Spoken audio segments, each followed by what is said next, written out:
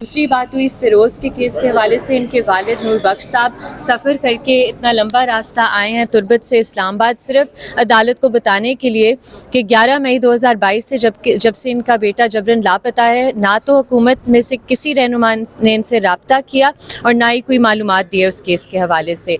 इस केस के हवाले से भी 14 जून को जब अगली समाअत है, अटॉर्नी जनरल साहब ने मालूमात फराहम करनी है अदालत में। और तीसरा जो एक केस था नईम रहमत का, जो पिछली तारीख पे हुकूमत ने कहा था कि नईम रहमत साहब सेंट्रल जेल कराची में कन्फाइंड हैं और उनकी एक तस्वीर भी दी थी, वो हमने फैमिली के साथ शेयर की। फैमिली ने कहा है कि ये हमारे नईम रहमत नहीं है, वो एक स्टूडेंट है जिनकी ये बात करें, वो एक फ़िशरमैन है, 30 साल उसकी उम्र है। ये जो स्टूडेंट है ये यूनिवर्सिटी ऑफ तुर्बत का एक स्टूडेंट है। तो इन तीनों केसेस पर स्पेसिफिकली मालूमात मांगी गई है। वो सारी जो इन्फॉर्मेशन है हमने आज ही अटॉर्नी जनरल साहब को प्रोवाइड कर दी है। हमें बहुत उम्मीद है कि ये अदालत एक इंशाल्लाह ठोस फैसला भी देगी और जो तमाम बलोच लापता अफराद हैं, ख़ासकर जो हमारे स्टूडेंट्स हैं बलोच, उन्हें जल्द से जल्द बाहिफाजत बाजियाब कराएगी।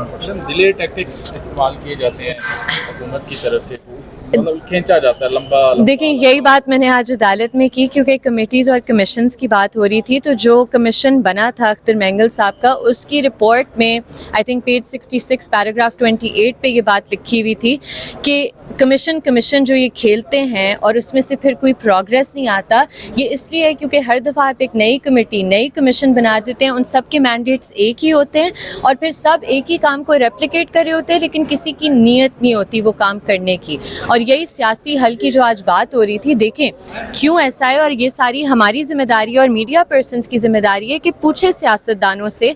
जब आप अपोजिशन में होते हैं, आप इनके कैंप्स में आते हैं, इनसे इजहार यकजहती करते हैं। जब आप हुकूमत में आते हैं, आपके मुंह से लापता अफराद का नाम नहीं निकलता। ये किस तरह की एक हिपोक्रेसी है।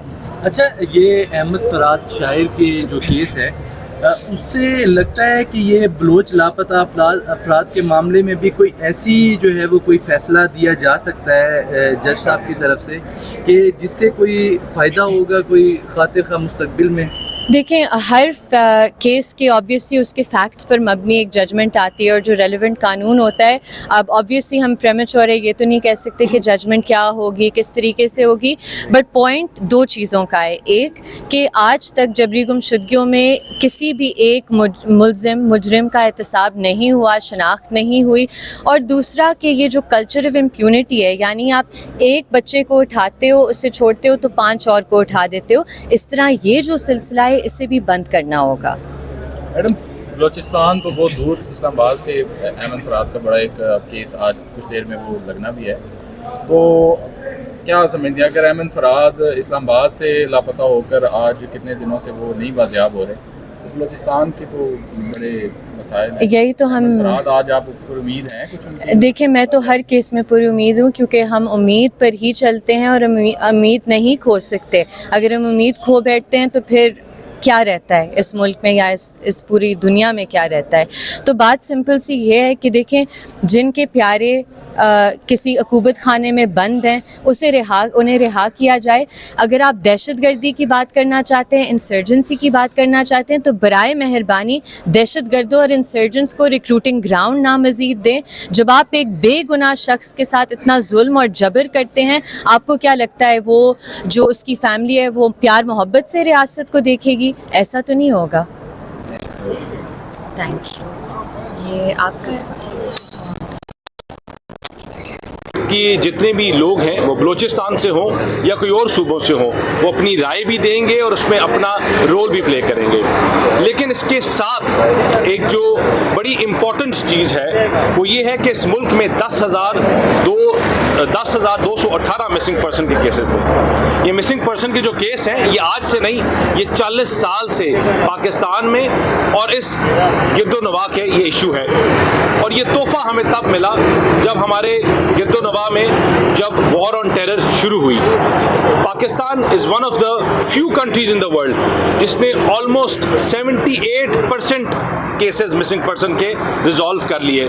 तकरीबन 7,000 कुछ केसेस जो है हम पहले ही रिजॉल्व कर चुके हैं।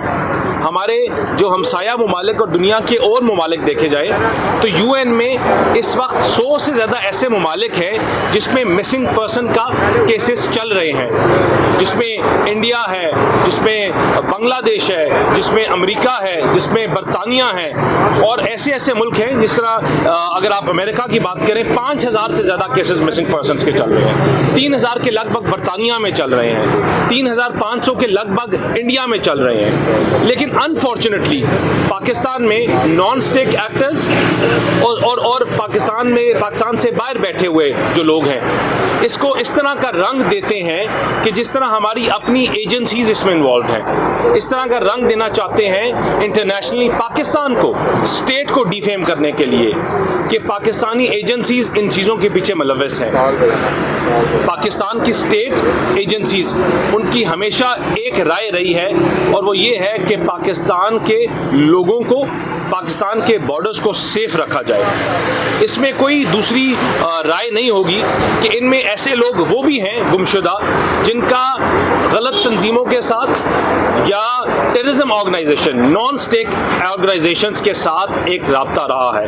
اور اسی فریم ورک کو ڈیوائز کرنے کے لیے یہ حکومت دن رات محنت کر رہی ہے، اپنا کام کر رہی ہے اور اپنا جواب بھی دے گی انشاءاللہ کہ وہ جو فارمولا ہے اس سے نان اسٹیک ایکٹرز کو جو پاکستان کو نقصان دینا چاہتے ہیں یا نقصان پہنچانا چاہتے ہیں ان کو آئیڈینٹیفائی کر کے الگ کیا جائے.